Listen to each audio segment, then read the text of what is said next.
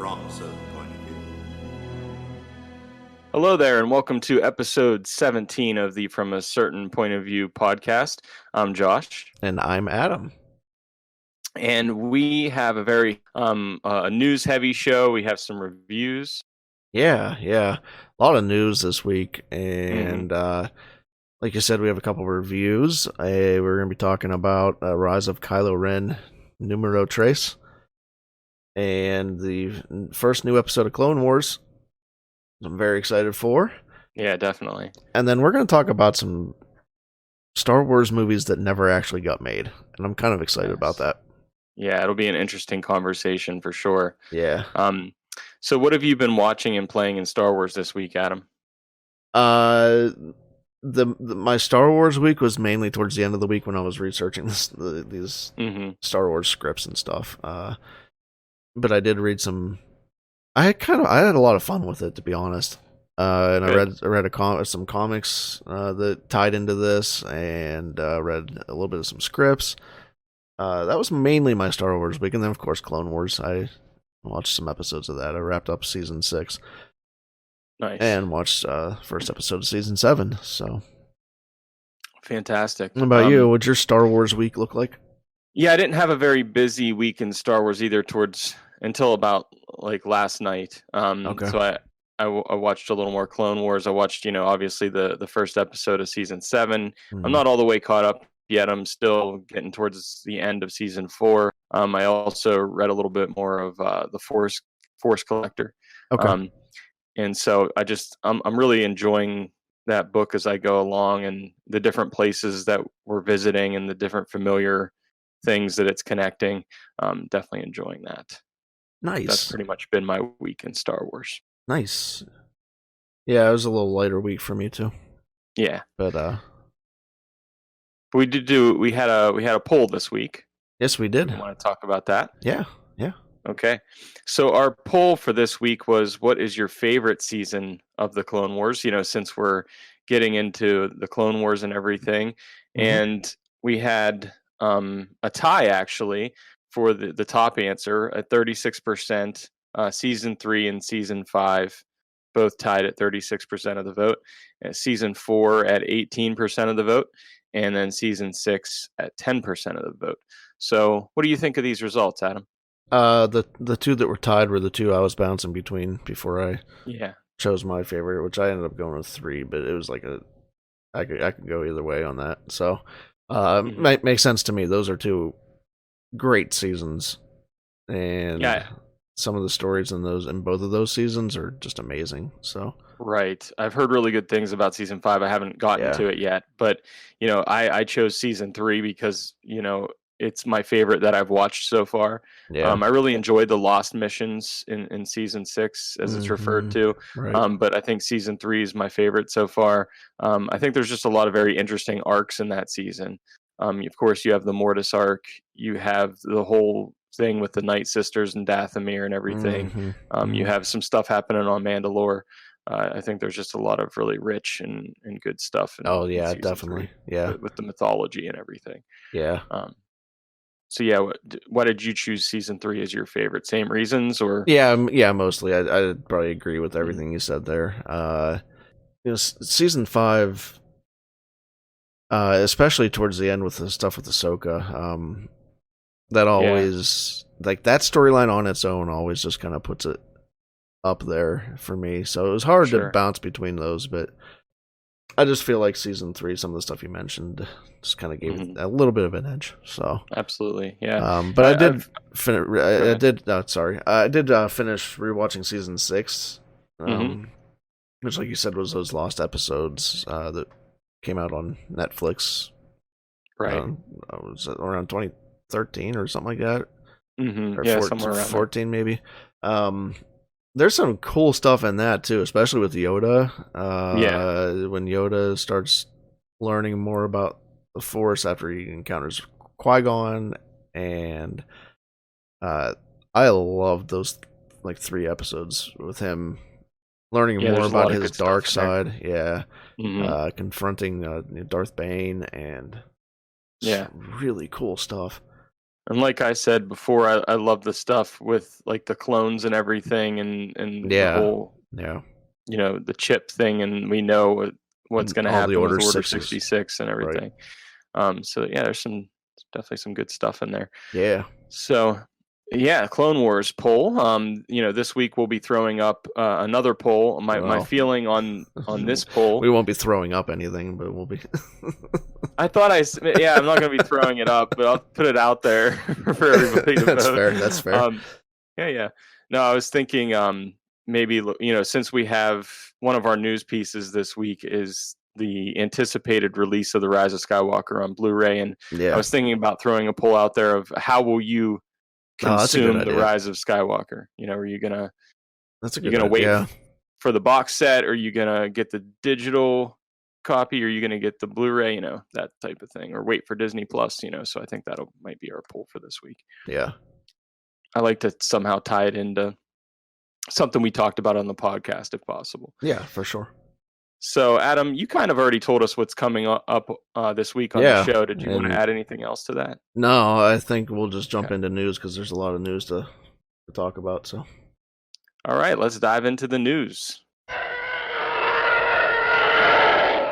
Well, you want the bad news or the really bad news? We're going to start with the Rise of Skywalker news bits for this week, and the first one is we were treated to an excerpt from the novelization of the Rise of Skywalker, and I guess a mini spoiler warning here, in case you want to go into that novel with no knowledge. But basically, we get, I think it's coming right from the beginning. yeah, it seems to be like right up front. Yeah, where we have Kylo Ren on Mustafar, and we find out that we have a couple additional characters that are on the planet with him. Right. General Hux was there, and General Pride were there as well, so they give some commentary on everything that's going on. And we just see a little bit more action on Mustafar, and talking about Vader's castle and like the ruins of the castle, and things that were alluded to in the visual dictionary. Right. And then we get kind of this creature type situation in the water, and that got a little wild for me. But I'm okay with them cutting that bit out of the movie if they had filmed that. But I thought this was a really good stuff. I really enjoyed reading this, and I'm looking forward to reading it. So what did you think of what we got from this novel? So one of the characters I'm really interested in learning more about is this Allegiant General Pride, because he seems to be on the inside of some things. From the movie, where he's just, talking directly to Palpatine. He served him in the Old War. And he's almost watching Kylo Ren like like as a spectacle type thing. He says he's like a beautiful sight to behold, or beautiful sight, something like that. Yeah. So I hope we get some more of his story, because there seems to be a lot more there to tell. So I don't know if we'll get that in this book or maybe something else, but I'm interested to see what that is like. And then if you're talking about the spider creature, I was kind of interested in that. Like, I understand why it didn't make the film, but I am kind of interested in that. It seems like some interesting dialogue there between that spider creature and Kylo Ren. So yeah, but I'm into that type of fiction, I guess. Sure. So. Yeah, I think this is obviously what we're getting here with this novelization is going to be sort of an expanded, extended story. We're going to get more things that were probably cut out of the film. I heard somebody, or there was something somewhere, maybe it was on Twitter or whatever, asking, "Is this novelization the JJ cut or whatever?" But no, I mean, but they did the same thing with the last Jedi it's going to be it's going to be the same as any type of novelization they've ever done. Right, exactly. So I'm not really buying into that whole thing. Nah. But I am looking forward to it. Just being able to see some different things get expanded on that we, didn't get to see in the film. Yeah, definitely. And speaking of the Rise of Skywalker, we got the news of when it will be released on Blu-ray and on digital. So this comes from StarWars.com, and the digital version of The Rise of Skywalker will be available on March 17th, I believe it is. Yeah. Yes, and the 4K and Blu-ray will be available on March 31st. So for me, this was kind of a pleasant surprise, Adam, because I thought we'd have to wait a couple weeks longer. Like I thought we'd get for some reason, I thought we'd get the digital on March 31st, and then the physical copy like a couple weeks into April. But seems like it's coming a little bit earlier than I anticipated. Did you have any thoughts on this? I think that lines up when I was expecting it, because that Blu-ray box set was supposed to be, or 4K box set, the Saga box set, was rumored for March. So I was kind of looking for it around that time. So that makes sense. The time frame doesn't surprise me. This isn't a Star Wars specific thing, but we talked about this a little bit in IMs when this came out, when this news came out. But I hate this 2-week span between digital and physical. I'm with you. I hate it, because I'd rather have the physical. I'd rather have the physical too, and I for this type of, for a movie like this that I definitely want to own the physical copy of. Like it's like, why do I have to wait 2 weeks, longer to get that?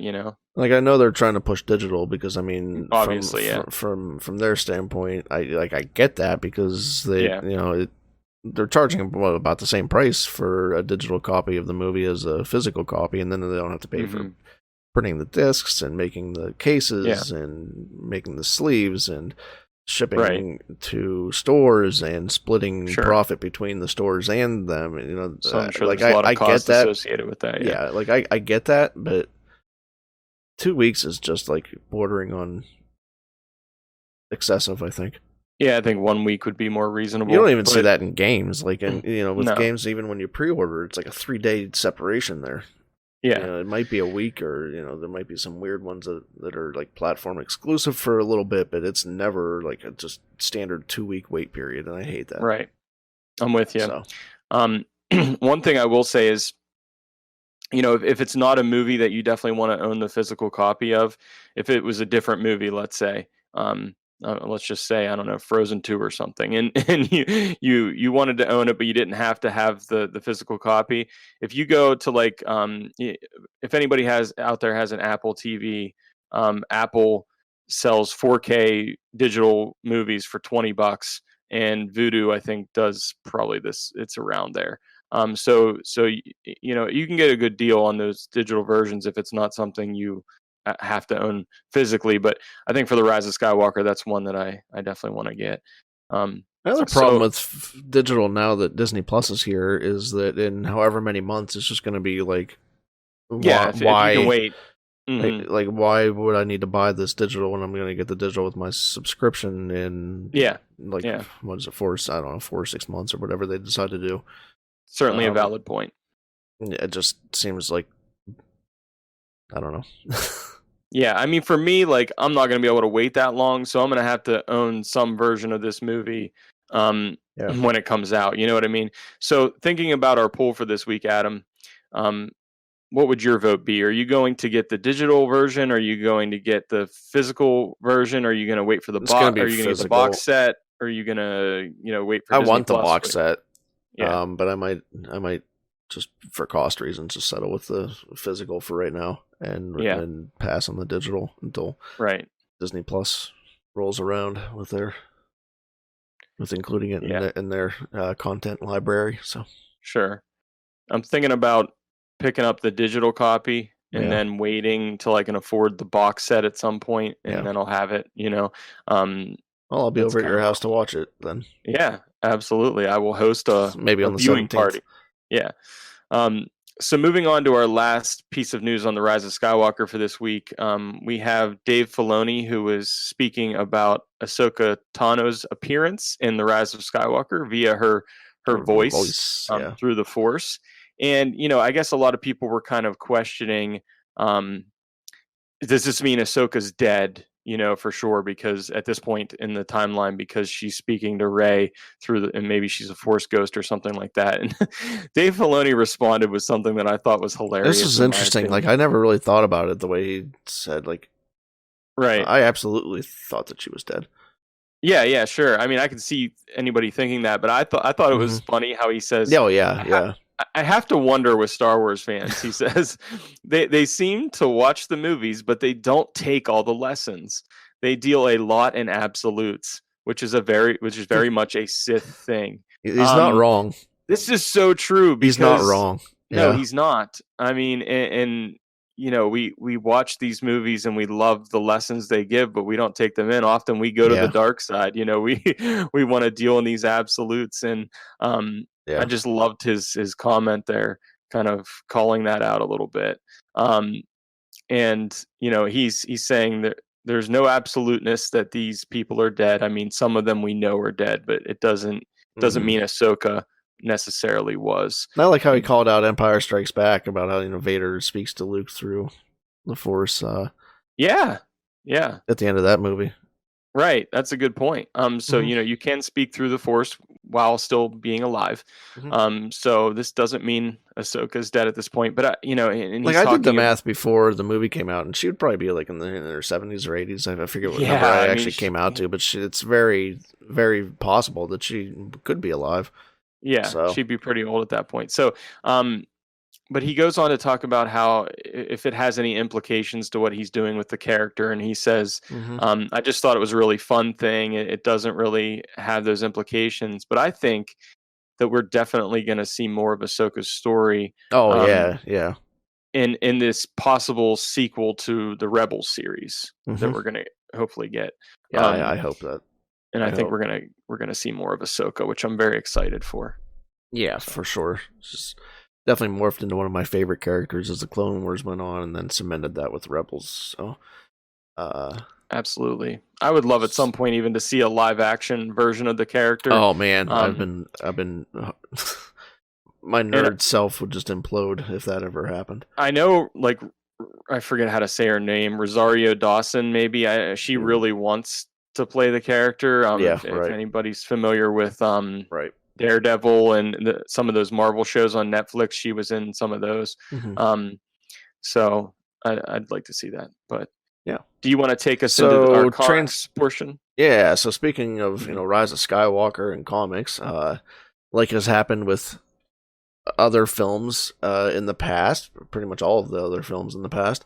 The Rise of Skywalker is going to get a Marvel Comics treatment coming out in June. So it'll be broken up into 5 parts, it looks like, and written by Jody Houser, art by Will Sliney, and cover art by Phil Noto.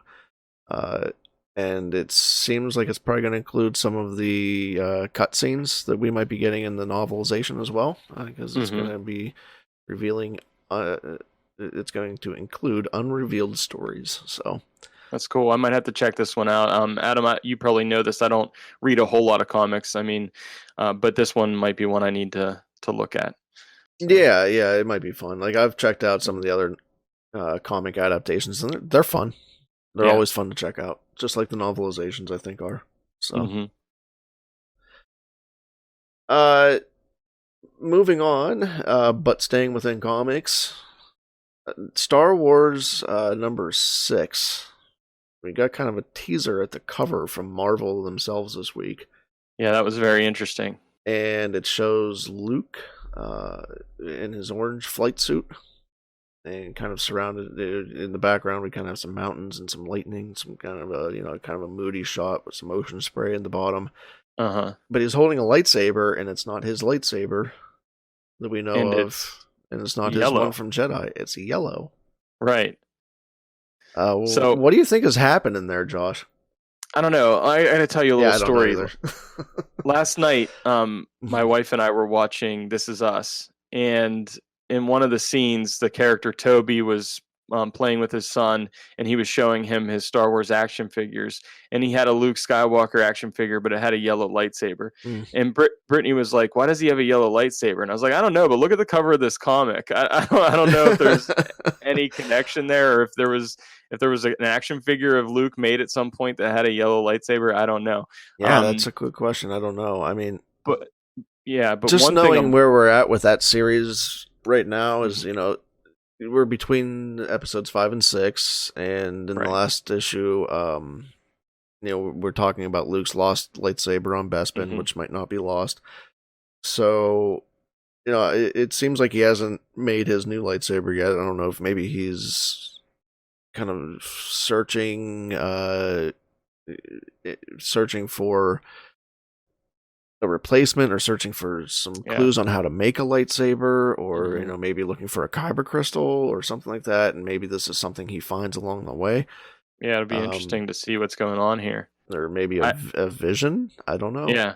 And one of the questions, Adam, that I've always wanted the answer to is, how did Maz Kanata get Luke's lightsaber? And I don't know if this comic is going to answer that question or not. I don't know if it will directly, but it definitely seems to be dealing very closely to that. So yeah, I would love to get that answer. Yeah, this might be our good story. We might be in another time right now. Story for another time. We might be entering. The that time is now. Come on. All right.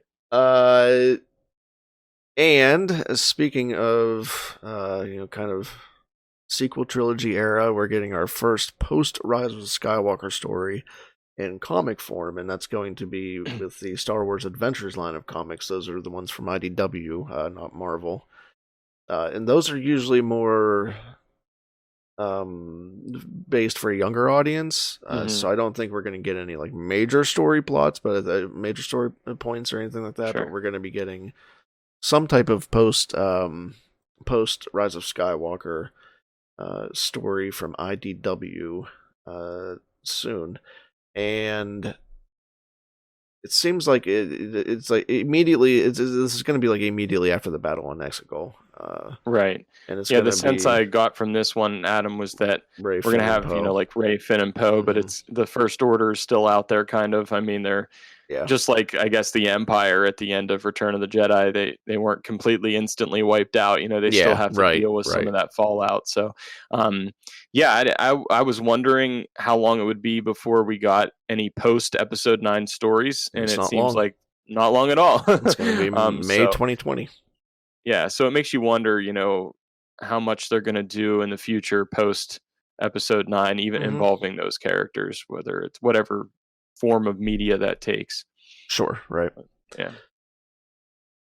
So that's all the comic news I have. But we've also got some pretty fun toys and merch coming out. And if you've been waiting for your Mandalorian, your Baby Yoda fix, this is it. You're going to have plenty. This is the way. Yeah, you're going to have plenty here. So let's actually start, I think, with some of the child merch, and then we'll get the Hasbro stuff, and then we'll circle back around to Lego. So where did they reveal this on? Was that the Today Show or Good Morning, or I forget which one that was? I'm not sure. But they actually showed some of this. They actually showed some of this stuff off. One of these new things that's coming is like an animatronic Baby Yoda. Or child. I want that. The child, yeah. I have a full size Yoda that came out like around Revenge of the Sith, I think. There was an animatronic that did like you touch his hand and did some games or something like that. But his eyes move and his mouth talks and things like that. So this seems like it's going to be kind of along those lines. Yeah, I mean, anything involving the child, I'm interested in. Yeah, but he's adorable looking, and got the big eyes, but he's wearing the sigil, the Mandalore necklace. Yeah, that's pretty cool that he's wearing that. Yeah. We've got a plush toy. By the way, the animatronic is going to be $60, which I thought was pretty reasonable.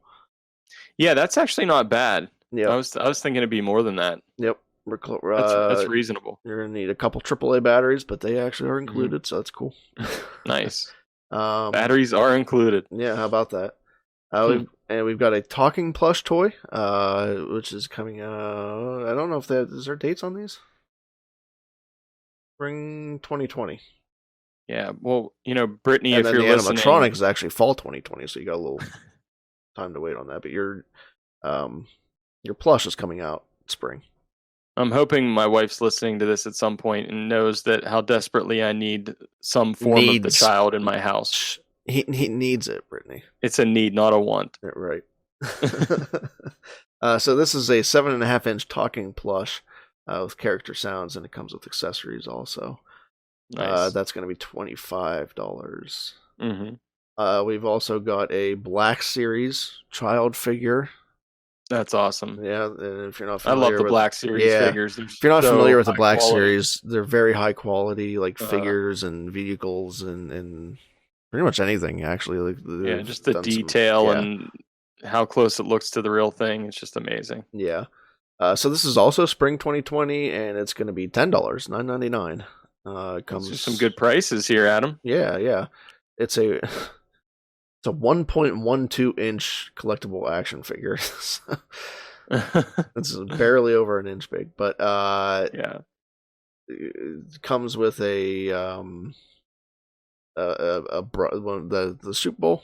It's called a bone broth bowl, and Sorghum frog. So that's hilarious. He loves those frogs. He does. So yeah, that's $9.99 and spring 2020. And then we have a child 6.5-inch figure. That's also spring 2020, and that is $19.99. That's awesome. So I got a couple versions of figures, a couple versions, a plush and an animatronic. I'm looking at these right now, actually. And then we've got some games, and these are kind of interesting. We have an Operation game. Operation. Which features the child, and you're not taking out parts of the child, which is nice. That's good. That's a relief. But you have to get things like macro binoculars, things that you saw in the show. There's thermal detonators, stormtrooper helmet. There's the broth bowl, things like that. So you're not actually digging out, the child's heart or anything crazy like that. So I wonder what kind of noise it makes when you hit the side. You know what I mean? Is it going to be the regular buzzing, or is it going to be some kind of Star Wars noise or child noise or something? That's a good question. Yeah. And then we also have Trouble, a Mandalorian themed version of Trouble. Operation will be $19.99. That's available in the spring, and Trouble will be $14.99, also available in spring. Yeah, these are awesome. I need some of this stuff. Yeah. How about the Dark Saber? You see that? Yeah, the Dark Saber. That wasn't in my, unless I missed it. But I saw that. And then it didn't show up in my. Of course, I don't think it's one of those. I totally missed it. It's not one of those. There it is. Yeah. Really good replicas, because it's like $30. Right. Ages 5 and up, but it might be cool for the kids and everything. Yeah, so that's also spring. I switched articles too fast. That was my bad. Oh, it's all good. So yeah, Dark Saber replica.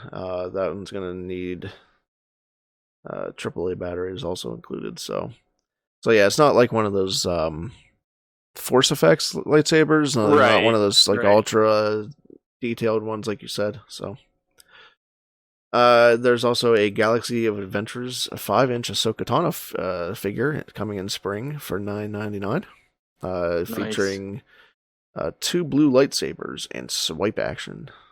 So swipe action. Yeah, swipe no swipe. And we have one more Galaxy of Heroes adventure, the Clone Trooper figure, which will also be $9.99, coming in spring 2020. This Clone Trooper has kind of a red paint on his helmet, blue pauldron, and some blue striping down his legs. So it's pretty cool. Yeah, got a lot of cool toys and games coming out soon. But that's not all, because Lego has also jumped in on the fun. And we've got a Lego Razor Crest nice set coming out. It will have the Razor Crest itself, Grief Karga, as far as minifigures go. We'll have Grief Karga, Din Djarin, a Stormtrooper, IG-11, and the Child. That looks awesome. That's going to come out. Lego's date is September 1st, and that's a cool $130. That is a cool price there. Yeah. Lego sets aren't usually cheap. No. But this one looks pretty cool. It does, man. It might be time for me to start playing with Legos. I don't know. Yeah. Mad Dog does hopped into our Twitch chat and asked, how much would you pay for it, though? I think 130 is kind of fair for what you get. Yeah, I mean... Did you take a look at this set, Josh? I did. I just looked at it. Yeah, I mean, it looks pretty cool. Yeah, I would say it does. If Sydney gets into Legos, I'll have to get some Star Wars Legos for him. Help her put them together, certainly. Yeah. There's definitely cheaper ways to jump into Star Wars Lego than just going straight into this. But right, yeah, quote unquote. If our children need some Legos, then yeah, we'll be happy to help them. So that's our news for this week. You ready to talk some comics and TV shows? Sounds good. My disappointment in your performance cannot be overstated. Okay, so the Rise of Kylo Ren #3 comic was recently released, and we're going to do a review of that. We're probably going to have some spoilers in this review, so if you haven't read the comic yet and you want to stay spoiler free, you might want to just fast forward a couple minutes here. Yeah. As we talk about this one. So, Adam, what were your overall impressions of this issue before we kind of dive into some more of the plot details? The Knights of Ren are an interesting group. I'll put it that way. Yeah. And it was an interesting storytelling device. How the comic was kind of told. So some of the action that we leave off in issue 2 is told later. Yeah. And it's kind of a flashback. It's Kylo Ren's telling of his killing a Jedi. I enjoyed that aspect of it, and I'm very interested to see how this wraps up. It feels like there could be we only have one more issue of this left. Yeah, it feels like it could be longer. Yeah, it feels like there's a lot to wrap up in one issue here. Yeah, I agree. So I'm a little maybe nervous about that. But overall, I did very much enjoy this issue. Yeah, I did as well. I definitely enjoyed it. I've been enjoying this whole run, this comic with the rise of Kylo Ren. In the beginning of this one, Kylo kind of goes to the Knights of Ren and he's wanting to join them, and it seems that the leader is he called Ren actually, or something like that. Yeah. He says, there's kind of a cost to join, and the cost is a good death. And Ben is claiming that he's saying that he killed a Jedi, and I thought it was interesting that he took credit for the destruction of the Jedi Temple. Yeah. When we saw in the first issue, that wasn't really him. Right, it didn't seem like it was him. I don't know if he's kind of maybe taking that on his shoulders, maybe. Like he feels like maybe his actions are what caused the destruction of the temple. It could be. Yeah, I thought it was interesting just that he was kind of, saying that he destroyed it. Yeah, definitely. I caught that too. And I think at this point he's trying to impress them because he wants to join them. Yeah. And, I'm sure he'll, will say. And Ren or whatever his name is, it just kind of leads off and says, I don't think you killed Luke. Right. Yeah. He said Snoke has his doubts, and he says, I don't think you killed Luke either. Luke's too tough for that. So, yeah. And then he's like, well, it was another Jedi. Right. And so, and like you said, then it tells the story of these 3 Jedi who were pursuing him. after the destruction of the Jedi Temple, and they believe that their master is dead. So they're going after Ben, and I think what's interesting is how it kind of dives into each of these characters, each of these three Jedi, and I loved how it showed Luke training the Jedi at the Jedi, near the Jedi Temple, and this is the show that I want to see. If I had to pick one show, whether it's animated or live action or whatever it is on Disney Plus that I would want, it would be Luke training a new generation of Jedi, his Jedi Temple, the fall of Ben Solo. That's what I would love to see. I don't know if we're ever going to see that, but those scenes in this comic of him training the kids, mm-hmm. Kind of the flashback to his temple, very interesting, I think. Yeah, it's one of my favorite images from the whole entire comic run so far. Is just seeing Luke. Yeah, I love training. That scene. Yeah. And I also think it was interesting. Luke, there's a certain line I picked out that Luke says. He says the Force can be a trickle, a stream, a flood for anyone who can sense it. Oh, yeah. I thought that was really powerful because we're even thinking about like quote. Finn, for example.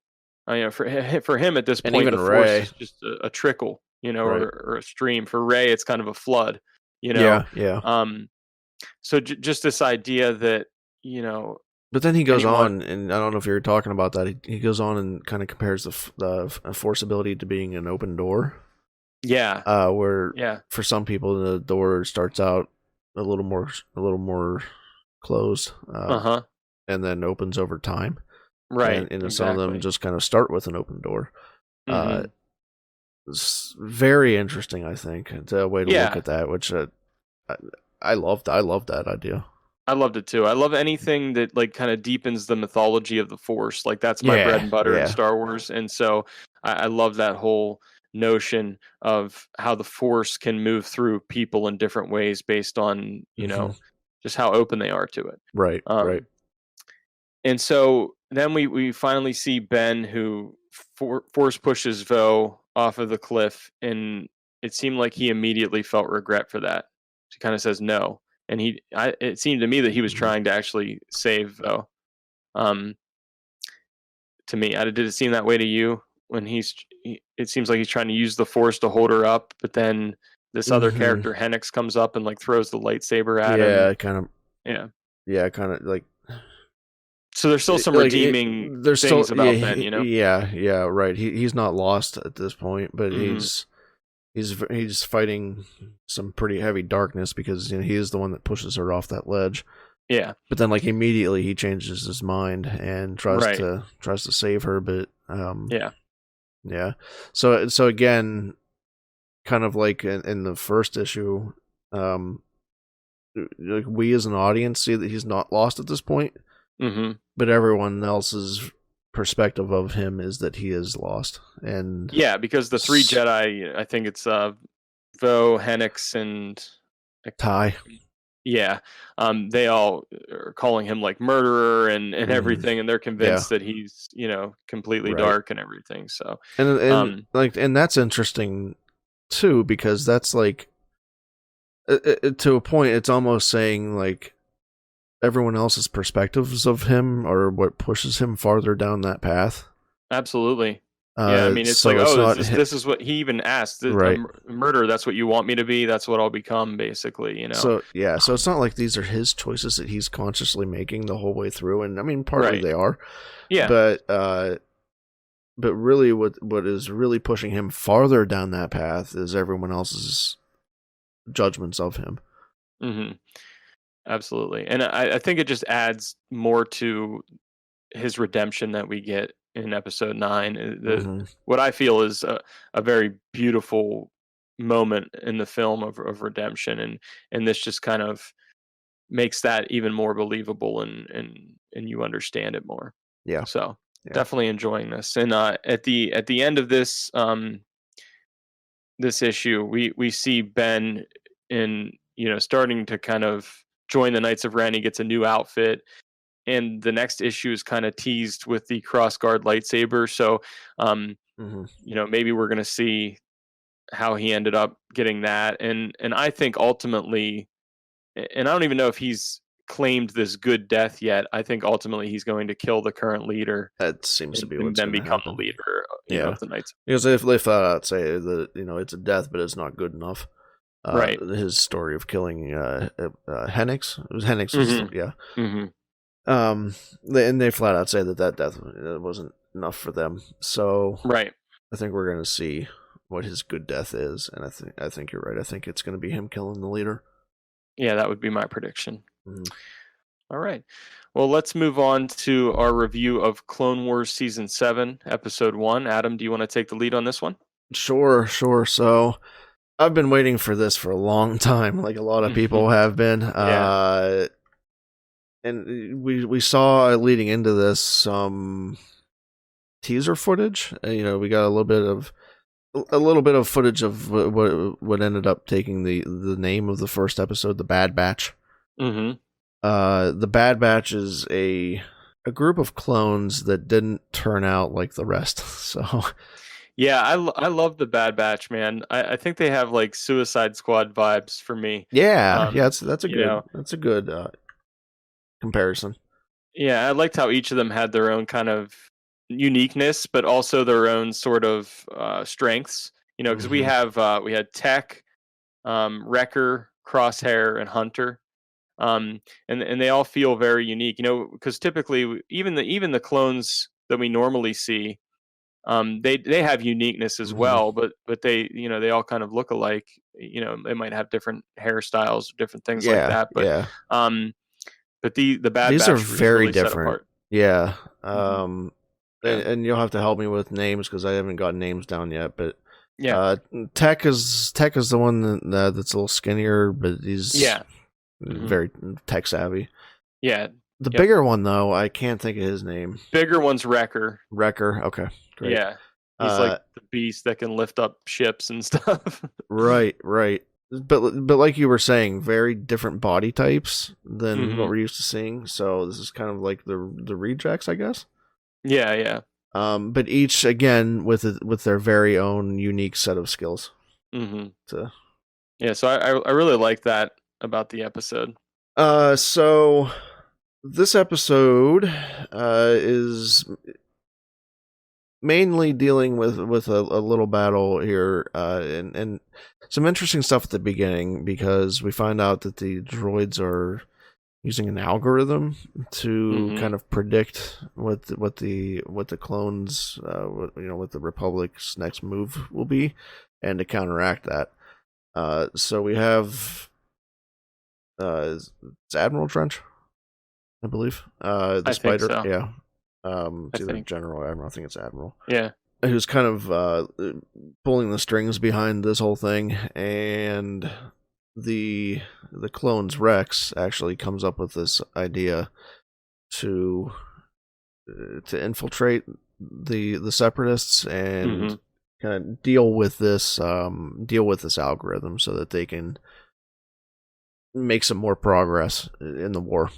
Because it seems like they're always like they're a step ahead of them at this point. Right. They know what their next move is going to be, and there's kind of this mystery behind how they know this. But is it Cody or Rex that kind of believes that it's another clone out there that they have? Is it Echo? It's Echo. Yeah. Echo. Yeah. Yeah. So yeah, they hear Echo's number in a recording at the base, at the separatist base, and so they kind of figure out at that point that Echo is alive still. Right. I think that was Rex, if I remember. I've only watched this episode once, to be honest with you. Yeah.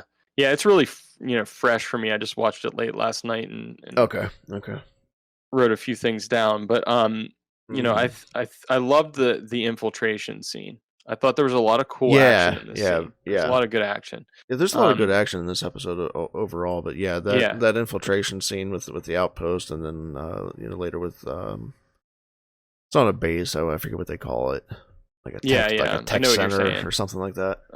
The whole infiltration, the setup of that, and then actually the execution of the plan.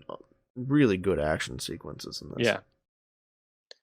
And I thought the visuals were great as well. I mean, Mm-hmm. I think it's a step up from, because the technology has improved over the years, and you can tell a little bit, but it still feels like it fits into the Yeah, aesthetic of I the can Clone Wars. I can tell mostly with Anakin. There's something different about Mhm. Anakin. And I don't know what Yeah. the character model. The character model is definitely a tad different, and I don't. Right. It's hard to kind of put my finger on exactly what's different, but Anakin Mhm. feels different for me. Yeah. Just his appearance, but the rest of it, like you said, fits in really well. Yeah, it does.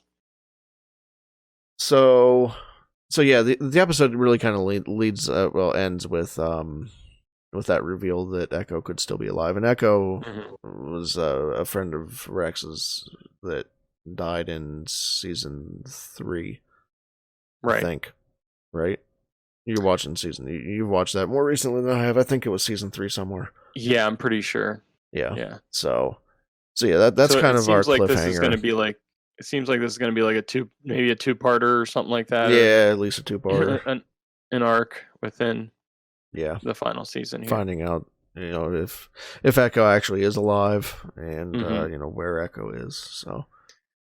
Yeah, so I thought it was overall a very good return. Yeah. For the series, and it focused in on the clones. We got a little bit of Anakin and Mace Windu at the beginning, but really the focus was on the clones and on the Bad Batch, and I thought they definitely held their own in this episode. Any episode with clones is very interesting, because you just see how different they are. Yeah, they're all imprinted on Jango Fett, but you see how very unique. So many of their personalities are, and so many of their capabilities and all that stuff. Even disregarding the Bad Batch themselves, the other clones themselves just have such a uniqueness, and that Yoda covered that in the first episode around that campfire in the cave. But any of these episodes, and especially with Rex, seeing how how his story is going to end, leading into Rebels. Any episode focusing on them is an episode I'm 100% ready to watch. Yeah, I'm definitely intrigued and ready for the next one for sure. Yeah. All right. So that'll be this coming Friday. So I believe that wraps up our review segment for this week. And are we ready to go into points of view? Yeah. Luke, you're going to find that many of the truths we cling to depend greatly on our own point of view. There's been a lot of hubbub recently, and I'm definitely using that word hubbub.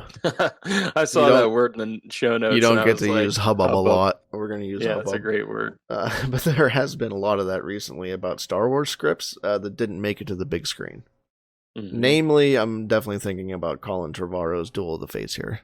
A lot of talk around that the last 2 weeks.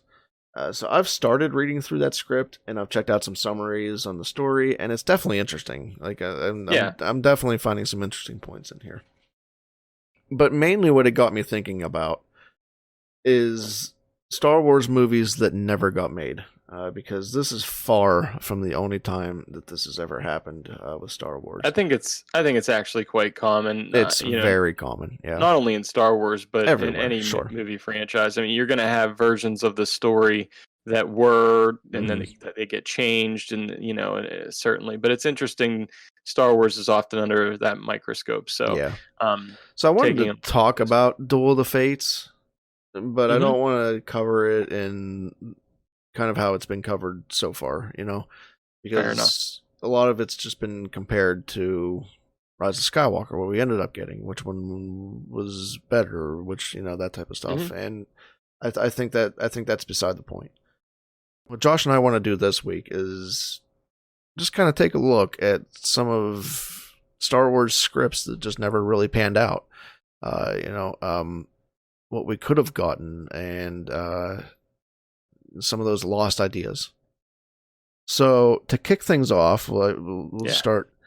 I didn't get a whole lot from the prequels, but I did want to kind of maybe take a look and see where episode 1 might have started off, because how that it's kind of starting off of starting the story brand new at that point.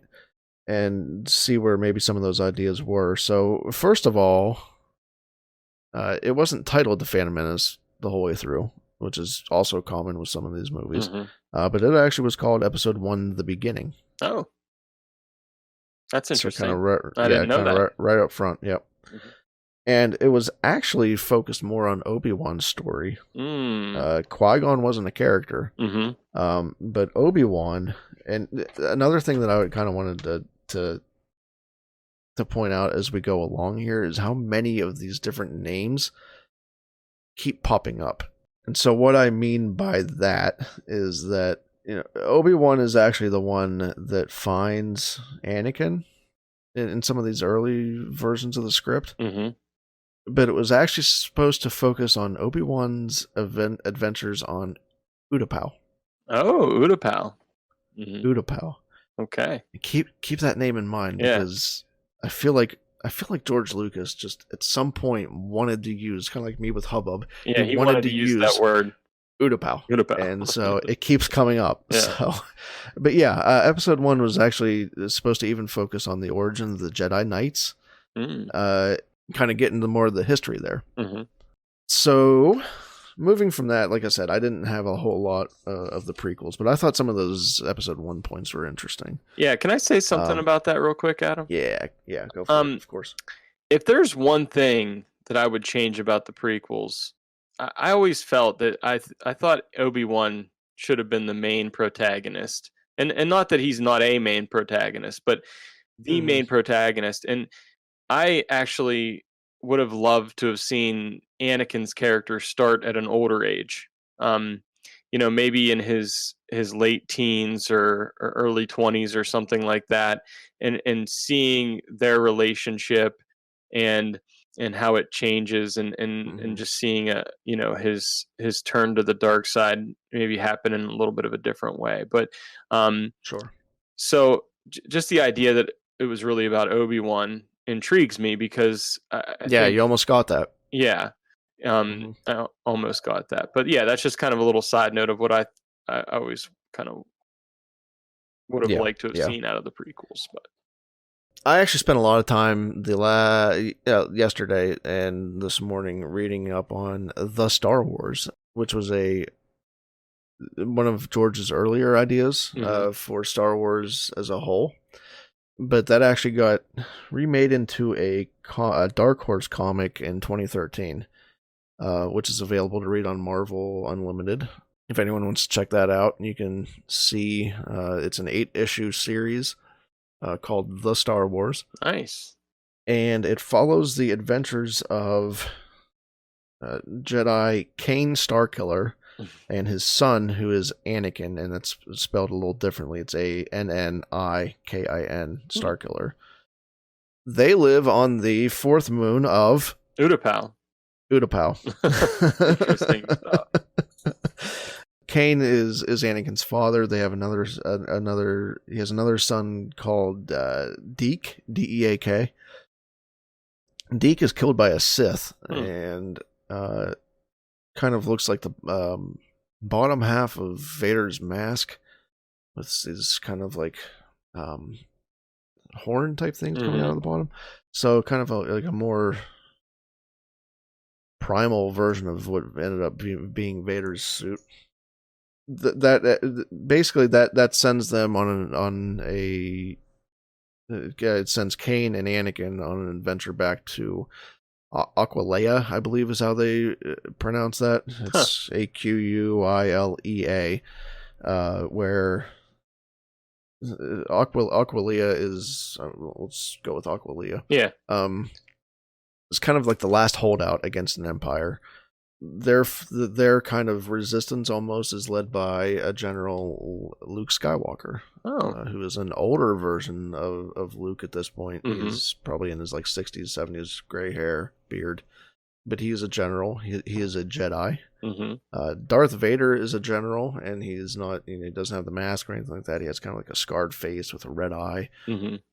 But he's actually not a version of a Sith in this story. There are Sith, and they don't really play a huge role in this other than killing Deke at the beginning. There's another Sith named Prince Valorum. Valorum. Which is interesting if you think back to episode 1, because that name got Chancellor used Valorum, right? for the Chancellor. Mm-hmm. Yeah, interesting stuff. Yeah, very interesting. Like I mentioned with Utapau, a lot of these names just keep coming back. Mm-hmm. Tarkin is another name that is used, but it's actually one of the officials on this Aquilia planet. So Tarkin is not even with the Empire in this version. Another interesting thing I found out about this is that the Empire's home planet is actually Alderaan, a gas giant. Wow. Alderaan. Yeah, so that's a detail that changed quite a bit. Yeah. And if you read this comic, a lot of this feels very episode 1, like very Phantom Menace type stuff. So I like some of this. I don't know if that was just because of the adaptation that Dark Horse put on it, or how much of it like Lucas actually wanted it to feel like this. Because if it is more Lucas's idea, then you can definitely see where some of these ideas from episode 1 come into play. Sure, because. Sense. Yeah, because Aquilia feels very Naboo. Naboo, yeah. Mm-hmm. But and even some of the stuff you see, like they have this base that's hidden underground, so like even it's not really like a underwater world like the Gungan city, right? But it still kind of feels that way. You know, you have the base level of the planet that is. The Aquilia, and then you have this, it feels very Naboo, and then you have this underworld side of it. So a lot of it does definitely carries that feel. R2-D2 can speak in this. Oh, like English? Basic? Yes, yes. That would have been weird. Leia has younger brothers in this. And one of them is named Biggs. So, again, just Luke's best bud. Yep. The story kind of ends with so I don't want to cover this whole comic, it'll take forever. Sure. Luke Skywalker ends up training Anakin. Anakin just kind of feels like this big like dude bro. Like at least in the comic he has, these kind of more muscular, he's got this long blonde hair with a bun on top, with a man bun on top. And he never really does anything worthwhile.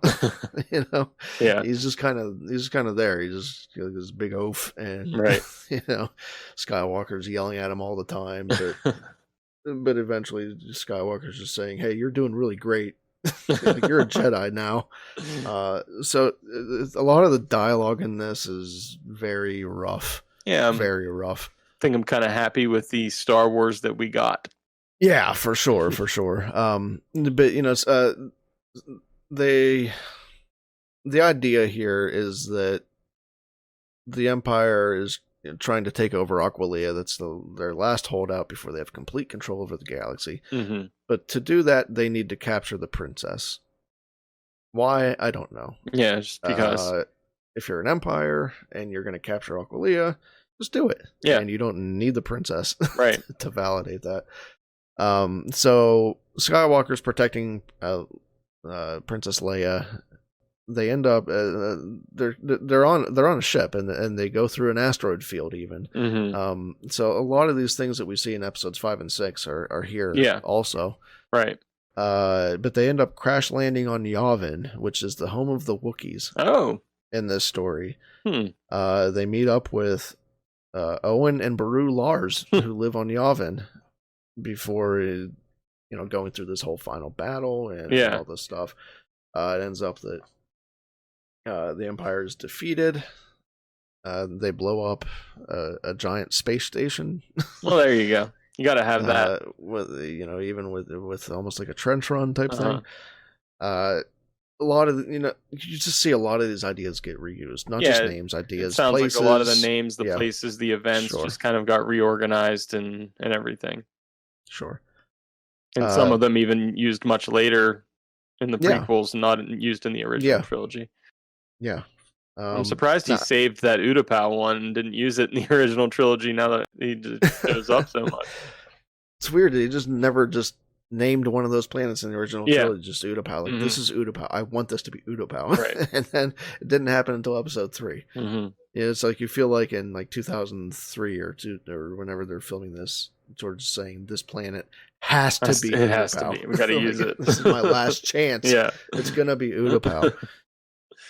Now, I sent you some Empire Strikes Back stuff. Yeah, I thought that was really fascinating. Yeah. And this is actually where I started with this whole research, is on this version of Empire Strikes Back. Yeah, because, a lot of people know and love Empire Strikes Back and know it to be one of the greatest films of all time, maybe the greatest Star Wars film, from a certain point of view. And the fact of the matter is, there wasn't a plan, for this trilogy. Which is interesting because you always hear so much, and Lucas himself says how this is a beginning to end story. Right. This is the story of Anakin and all this other stuff. But it becomes pretty clear that he didn't know at that point that Anakin was Darth Vader, and they were supposed to be two separate people, actually, and didn't, wasn't even Luke's father. Darth Vader wasn't supposed to be his father. Leia wasn't supposed to be his sister, which is why they kissed in Empire, probably. And that's why he was so like set into that love story for 2 movies. Yeah. So, and I know there's lots of complaints about the sequel trilogy not having a plan and everything, and it probably should have, but it's interesting to note that you can still, even without totally a concrete set plan for a trilogy, you can still make one of the best films in history if you do it the right way, So. Let me ask you this. If Star Wars and Empire and Jedi were made in 2015, 17, and 19, do you think that story changes? Do I think what story changes exactly? Do you think that the reception of those movies changes? Do you think that... Probably. I think they would have been picked apart more and scrutinized more, and just with the time that we're in right now, with the way the internet works and everything, and the way people are. Yeah. I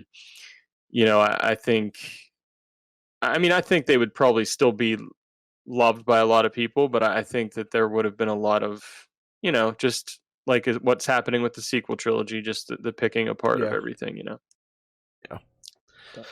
Yeah. So we talked about some of the main differences there. Leia is not Luke's sister.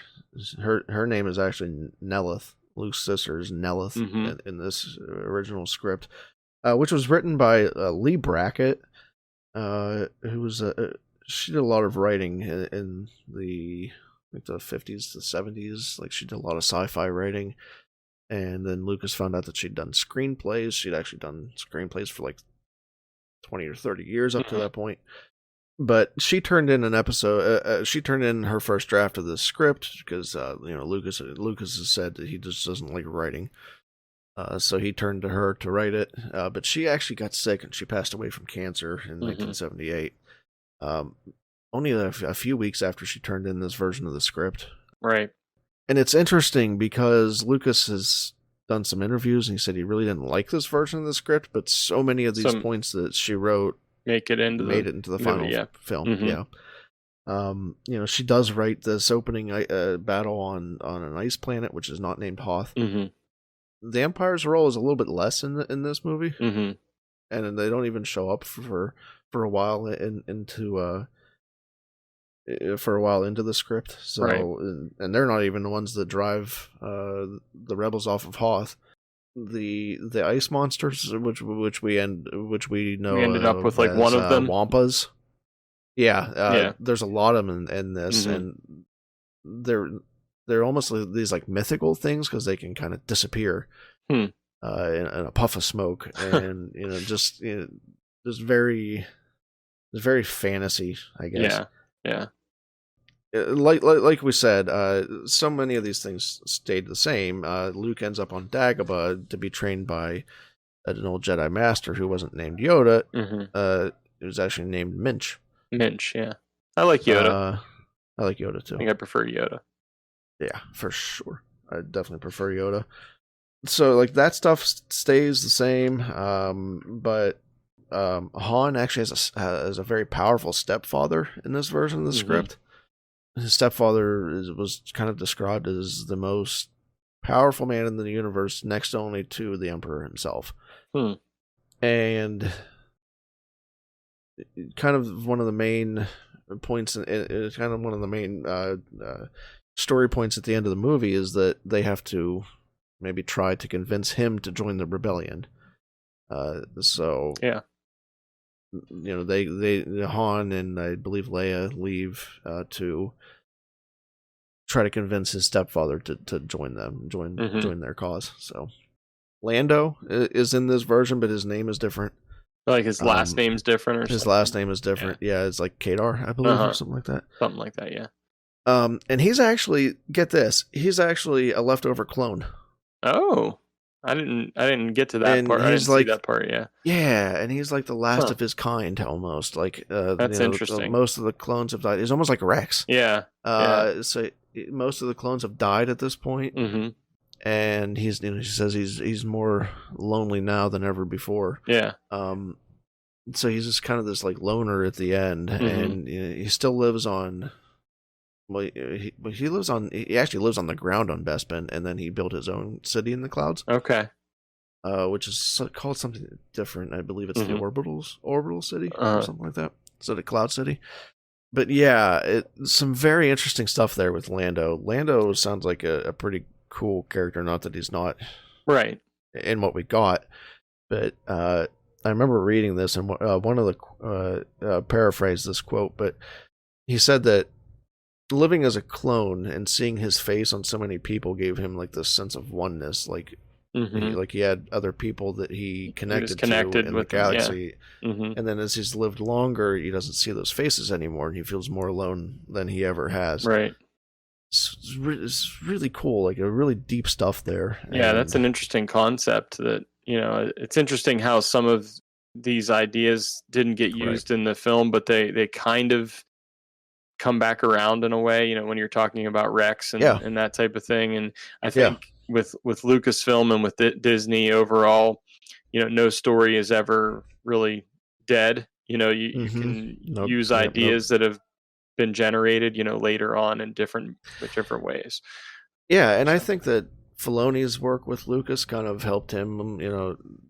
I'm sure that some of these stories have been passed along. Absolutely. With him working so close with Lucas, I'm sure he knows some of this stuff, and maybe he's used some of these ideas in his own writing later. So, yeah, I think in kind of something that goes along with this conversation, Adam, is something that's always interesting to think about, like what could have been, and especially like what could have been if different actors were cast in these roles. Because I know there were different actors who could have been chosen for Luke or for Han, and I forget who they are exactly, but I know Kurt Russell is in there. Yeah. I think he was Han. And it's weird to think about, it being anybody else, but I think at the end of the day, I'm really happy with what we ended up with, and not necessarily what could have been, because I think that overall we've had a lot of great films in the Star Wars universe that that I enjoy very much. And I love The Empire Strikes Back that we ended up getting. I love the original Star Wars that we ended up getting. I love The Rise of Skywalker that we got compared to what could have been. I think there were a few things in Duel of the Fates that I liked. The idea of Luke having a more pivotal role in training Rey as a Force ghost, kind of that thing I liked. But I think overall, I prefer what the script of The Rise of Skywalker must have looked like compared to Duel of the Fates. So now I'm glad you brought up the sequels here, because I wanted to jump into that real quick too, because before Lucas sold this stuff to Disney, he had a plan for this. Yeah.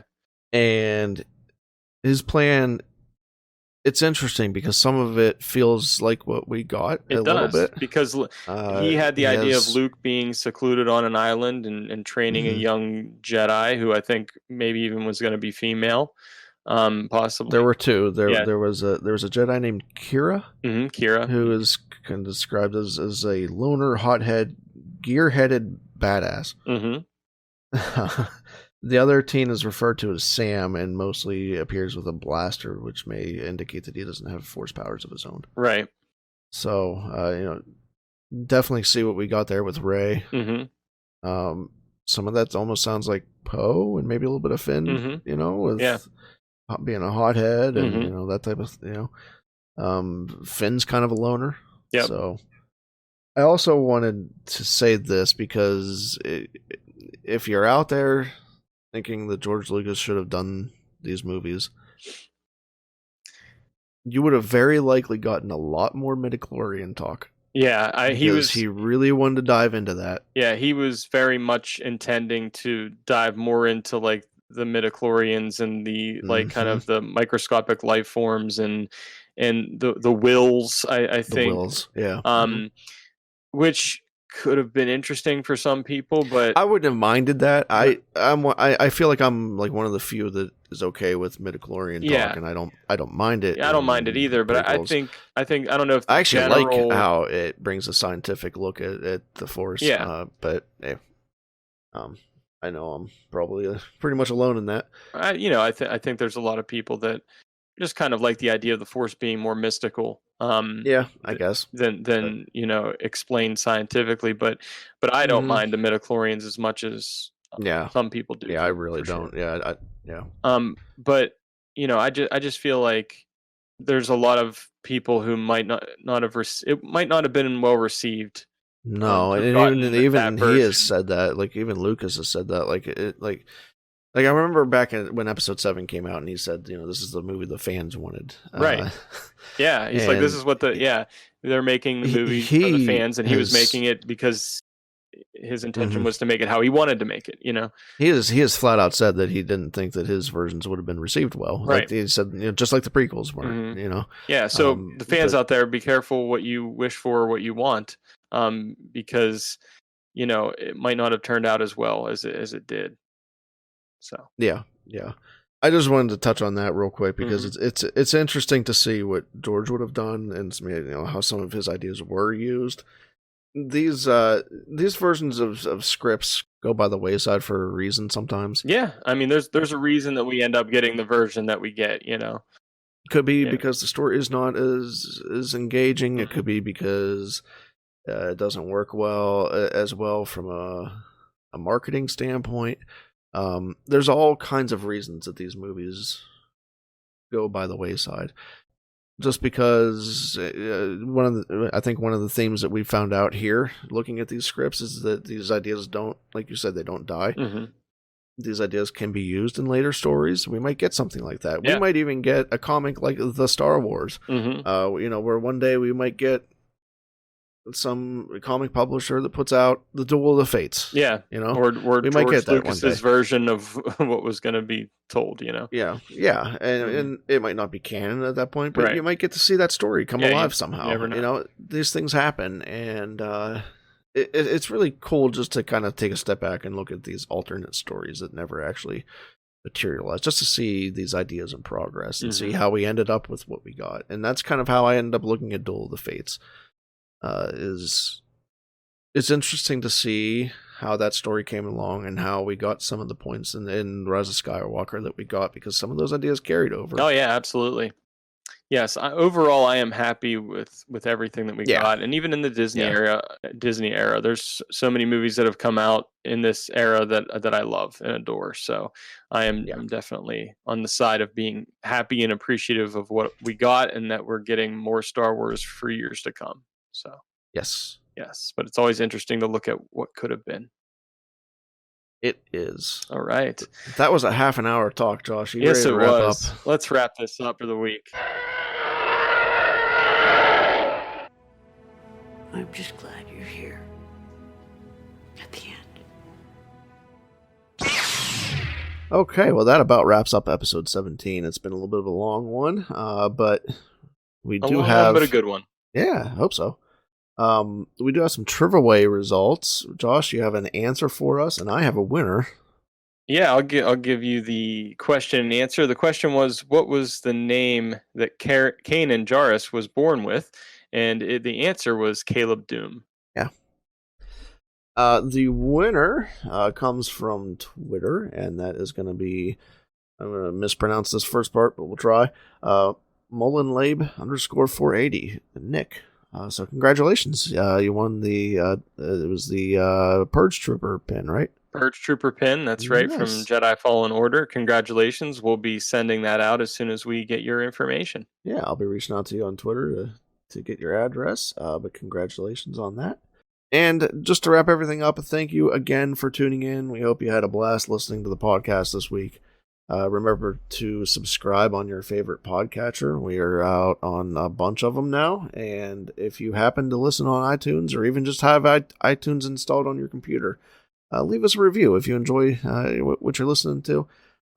Helps us get out there to more people, helps us in rankings, all that type of stuff. So remember to subscribe on your favorite podcatcher. Check out the website from acertainpointofview.com. We've had some blog posts this week. And there's been a fresh update to the website too, correct? Yeah, did some facelifts to the website, put a new theme on there, did some Looks very good. cleaning and stuff like that. So I'm happy with it so far. And socials, follow us on Twitter at CertainPOVPod, and on Facebook, the page is From a Certain Point of View, and you'll definitely want to follow on those if you want to participate in the giveaway, the giveaways, the trivia question giveaways that we do. Join up on our Discord server. The link for that will be on the website and in the show notes. And email us at certainpovpod@gmail.com. One other one that we can add this week is to check us out on anchor.fm. We have a message feature on there where you can drop us a message, a question for the show. I believe you can also leave a voicemail. So if you want to record something, ask us a question, but you want to do that in voice form, you can do that on anchor.fm, which is pretty cool. Absolutely. And as always, Adam, it was a lot of fun talking Star Wars news, reviews, and points of view with you this week. And until next time, remember that what we told you was true. From a certain point of view.